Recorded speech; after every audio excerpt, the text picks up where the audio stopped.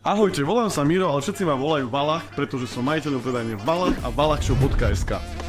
Začali sme v roku 2010 s 2 zamestnancami, s 3 korbáčikmi v ponuke a 1 chladničkou. Dnes je o 14 rokov viac, píše sa rok 2024, v ponuke máme okolo 6500 produktov skladom a zamestnávame 10 ľudí. E-shopy bojujú s nákladmi na energiu, infláciou a podľa prieskumu e-shop Barometer 2023 až 40% e-shopov trpelo zlým cashflowom. A Valachshop nebol výnimkou. Ako sme tento problém vyriešili?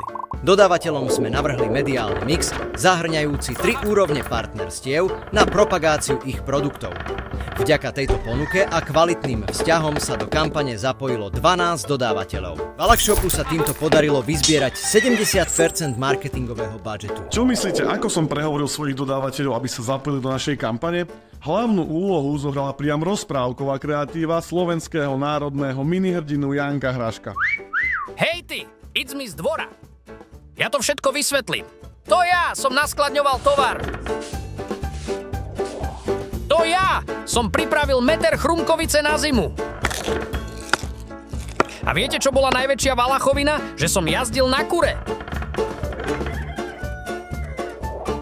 A to stále nebolo nič oproti tomu, že som jazdil na kaprovi.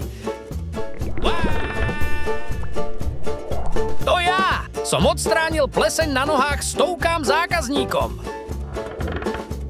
Ako správny východniar som bol úplne všade. Videli ma na Facebooku, Heureke, Instagrame, Google. Dokonca som sa zjavil v Česku a Rakúsku. Ale počkaj. Dobre som to povedal? Áno, Valaško, dobre si povedal, len zabudol si povedať, že sme počas našej marketingovej kampane dosiahli payoff v hodnote 3,1%.